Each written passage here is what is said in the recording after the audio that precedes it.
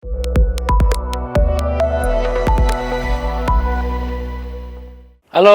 pecinta sepak bola. Saya Bung Toel. Kali ini saya memberikan sudut pandang saya terkait kongres luar biasa, yaitu pemilihan Exco PSSI yang baru untuk periode 2023-2027. Untuk pemilihan ketua, memang sudah terpilih Erick Thohir. Jadi, hari ini, Kamis 16 Februari adalah KLB pemilihan Exco baru untuk periode 2003-2027. Nah, sudah terpilih Erick Thohir. Lalu juga ada pemilihan wakil ketua umum. Wakil ketua umum itu slotnya 2. Dan nanti tinggal Exco 12 slot. Jadi overall itu 12 orang yang akan menduduki sebagai Exco PSSI. Jadi secara kepemimpinan sepak bola itu harus kolektif kolegial. Bahwa penting seorang pemimpin leadership, kepemimpinannya betul, dia jadi lokomotif, itu penting. Tetapi dia nggak bisa sendirian. Maka Exco itu menjadi harus bulat, Erick Thohir harus didukung oleh Exco-nya, oleh wakil ketua umumnya, oleh Exco-nya. Nah, kalau bisa menjadi harapan baru, maka pertanyaan ini tergantung dengan gerbongnya. Gerbong yang saya maksud adalah gerbong Exco. Kenapa saya bilang begitu sebagai gambaran? 12 tahun terakhir selepas era Nurdin Halid, kepemimpinan PSSI itu jarang yang tuntas satu periode. Johar Arifin Husin, Lanyala Mataliti, Pangkostrat yang sekarang udah mantan Edi Rahmayadi, apa kurang seremnya juga nggak tuntas satu periode. Juga yang terakhir, Jenderal Bintang 3 Polisi Muhammad Iryawan, yang harusnya November tahun ini 2023 menyelesaikan periodenya, harus dipercepat kan. KLB-nya bulan Februari ini. Jadi ini ada sebuah pertanyaan bahwa organisasi PSSI ini seringkali ada guncangan, turbulence. Jadi nggak stabil. Kalau nggak stabil, maka sebetulnya produknya nggak maksimal. Produk kompetisi, produk timnas. Kenapa? Karena organisasinya nggak stabil. Jadi, apakah memberikan harapan baru? Ini juga tergantung kabinet atau gerbong Exco-nya. Nah, kalau isunya, kalau semangatnya ingin bersih-bersih. Kemarin PSSI, kalau PSSI sudah banyak teori kan. Oh ini begini, teori ini. Saya sudah berulang-ulang, ini perlu nyali. Untuk kembali, bersih-bersih. Kita harus ciptakan sepak bola yang bersih dan berprestasi. Maka pastikan Erick Thohir dibantu oleh Exco yang juga bersih. Orang-orang muda, orang-orang baru yang lebih fresh, punya visi bola, punya integritas profesional, itu yang diinginkan oleh publik sepak bola Indonesia. Jangan lagi kalau bisa, walaupun yang menentukan ini voter nih yang milih, orang-orang lama yang track recordnya negatif. Karena kalau orang lama yang track recordnya negatif, dikhawatirkan seperti periode-periode sebelumnya, ketua umum itu akhirnya terpental juga dari PSSI. Jadi sekali lagi, ketua umum itu penting, lokomotif, tapi dalam sepak bola saya ingatkan sistem kepemimpinannya adalah kolektif kolegial. Jadi seorang Erick Thohir penting di backup oleh wakil ketua umum yang kompeten, yang capable, juga para Exco-nya. Nah, sekarang yang sudah terpilih adalah Ketua Umum Erick Thohir, tapi ada catatan dalam pemilihan Wakil Ketua Umum harus mengalami pemilihan ulang. Ini yang menurut saya sih agak menggores, agak mencederai proses berjalannya KLB. Bahwa dalam proses kedua, akhirnya Ratu Tisa yang memenangkan pemilihan. Jadi kita harapkan dengan segala dinamika ini, ada banyak harapan publik yang dibebankan, tetapi kita berharap bahwa proses demokrasinya, proses pemilihannya, proses KLB-nya berjalan secara profesional, transparan, dan juga berjalan secara sportif, fair play. Seperti nilai-nilai sepak bola. Problem utama prioritas menurut saya adalah pembenahan organisasi. Karena sejak awal, sejak mendaftar pun kan Erick Thohir sudah bilang bahwa dia ingin bersih-bersih. Dia ingin mengenyahkan tangan kotor yang selama ini ada di PSSI.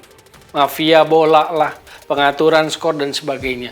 Jadi kita tunggu tuh janjinya, niatnya, semangatnya untuk membereskan PSSI. Jadi poin pertama untuk membereskan PSSI adalah organisasinya. Kenapa? Karena secara organisasi, secara federasi, PSSI itu sebetulnya tingkat kepercayaan publiknya sedang rendah, sangat rendah. Karena sangat rendah, maka pemimpin yang baru perlu menaikkan trust itu dengan kerja nyata, dengan bukti nyata yang konkret, yaitu kepengurusan yang profesional misalnya, wajah-wajah baru yang profesional, punya integritas gitu loh. Jadi kita sangat berharap gerbong Erick Thohir bukan lagi orang-orang lama yang insan bola, publik bola tahu track recordnya negatif. Itu dulu tuh penting. Karena kalau organisasinya penting, sistemnya dijalankan dengan baik, katanya juga mau naruh orang-orang muda yang punya integritas, punya kapabilitas, semoga kinerja organisasinya bagus dan nanti produk yang dihasilkan pun bagus. Produk yang dihasilkan itu adalah produk sepak bolanya. Entah itu kompetisi, entah itu timnas, entah itu development maupun penegakan disiplinnya. Tantangan baru untuk kepengurusan baru dalam hal kompetisi misalnya. Maka yang pertama menurut saya adalah operator liga ditunjuk lagi atau direorganisasi. Penempatan personel baru misalnya atau sistem baru. Karena kan PSSI, Exco punya wewenang untuk menunjuk operator liga. Termasuk personnya di sana. Apakah itu direktur utamanya, direktur operasionalnya. Jadi kita menunggu gebrakan pengurus baru, siapa yang akan ditaruh di, yang pertama kalau di PSSI ke sekjen, yang kedua di operator liga. Operator liga tentu khusus untuk kompetisi. Nah, persoalan kompetisi banyak. Persoalan ada sponsorship, persoalan hak siar, persoalan integritas sepak bola. Persoalan integritas sepak bola itu adalah persoalan yang kalau kasus-kasusnya match fixing misalnya. Persoalan wasit yang dianggap keputusan-keputusannya kontroversi. Ini juga PR, pekerjaan rumah yang harus dikerjakan oleh pengurus baru.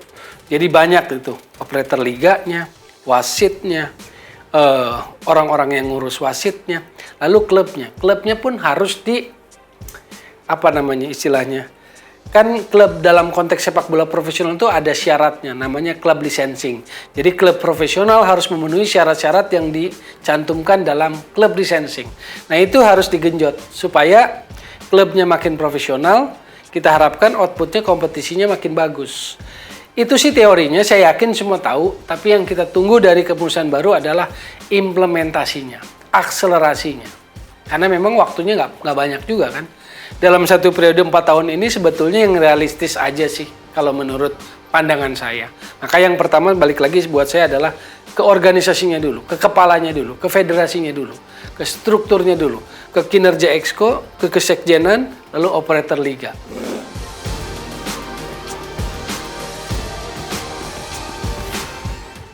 Problem sepak bola kita bukan rahasia atau sudah jadi rahasia umum bahwa ada Exco lama yang jadi problem, yang jadi masalah bagi sepak bola kita. Jadi yang saya sebut sebagai track recordnya negatif. Termasuk sekjen, sebetulnya publik bola, pelaku bola, football family itu paham. Siapa yang menjadi benalu, parasit, yang menjadi masalah dalam sepak bola kita. Hanya persoalannya mereka ada di posisi exco atau posisi elit, termasuk sekjen. Nah, kita berharap lewat KLB ini, voter-voter punya hikmat lah, punya kebijaksanaan, punya wise untuk memilih exco yang mereka pilih untuk masa 2023-2027 yang akan jadi gerbongnya Erick Thohir. Supaya apa? Kalau masih itu lagi yang dipilih, khawatirnya jadi benalu, jadi beban bagi kepemimpinan Erick Thohir. Karena apa? Karena nggak gampang ngebersihin benalu-benalu, parasit-parasit yang selama ini yang katakanlah merusak, mengganggu sepak bola. Jadi memang harus ada keberanian itu. Ada nyali kalau kata Erick Thohir, karena bersih-bersih itu nggak gampang. Apalagi kan secara nyata sejak daftar kan itu. Ingin bersihkan dari tangan kotor, ingin bersih-bersih, maka harus konkret. Kita itu kerja mesti satset, tepat. Nah, ini yang saya dorong sejak awal. konkret pertama adalah lewat gerbong Exco. Jadi kita berharap dari siapa? Dari voter.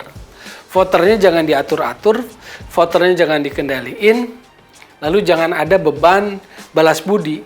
Karena Exco lama ini mendorong banyak voter, mengumpulkan banyak voter, mengkoordinir banyak voter untuk kemenangan Erick Thohir. Karena kalau ada utang seperti itu, maka akan jadi berat dalam perjalanan organisasinya, dalam perjalanan kepemimpinannya.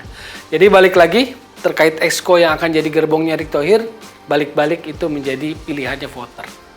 Kalau voter sudah nggak nyaman dengan situasi yang kurang baik selama ini, maka pilihlah berubah saat ini. Supaya apa? Supaya gerbongnya sehat, supaya gerbongnya bersih, supaya gerbongnya profesional, supaya gerbongnya lebih muda dan visioner gitu loh. Itu saja harapan saya, karena itu akan menentukan. Akan menentukan kepemimpinan Erick Thohir gitu loh. Dalam komposisi Exco periode mendatang ini. Kuncinya itu. Bersih-bersih, yang jadi benalu, yang jadi parasit, yang jadi masalah, singkirkan. Karena sepak bola ini ingin berubah. Ya, saya berharap bahwa KLB ini sebetulnya berjalan lebih transparan, demokratis, lapangannya steril, jujur, fair play, seperti nilai-nilai sepak bola. Tapi apapun, kita menganggap bahwa apa yang terjadi hari ini, pemilihan ketua umum, pemilihan wakil ketua umum termasuk Exco, itu semua balik-balik kepada voter. Saya ingin kultur-kultur, budaya-budaya yang kurang sehat, kurang baik dalam proses demokrasi KLB seperti ini dihilangkan. Perilaku-perilaku transaksional dihilangkan. Karena itu akan menodai perjalanan kepengurusan yang baru. Ingat, PSSI sudah lama nggak prestasi. Ingat, PSSI sudah lama banyak turbulensi, banyak goncangan. Sehingga kita sedih dengan marwah PSSI yang makin gonjang-ganjing saja. Sementara kepercayaan publik pada PSSI selalu menurun. Jadi semoga masih ada hati yang ingin menjaga marwah sepak bola, marwah organisasi sepak bola yang didirikan oleh Insinyur Suratin tahun 30, 15 tahun sebelum Indonesia merdeka. Jadi inilah organisasi yang pertama kali menaruh I di belakangnya, yaitu memproklamirkan Indonesia. Ingat itu sebagai ini organisasi yang punya historis besar, sejarah besar. Jangan dikotori dengan perilaku-perilaku yang sesaat transaksional. Karena itu akan jadi awal kepengurusan yang baru. Perilaku-perilaku seperti itu. Kalau perilakunya makin bersih, publik akan lebih percaya pada produk dari KLB ini, maka menurut saya sih itu akan jadi jalan yang mempermudah, yang akan memboosting langkah pertama kepengurusan yang baru. Itu sudut pandang saya terkait sepak bola, PSSI dan KLB yang terjadi 16 Februari ini.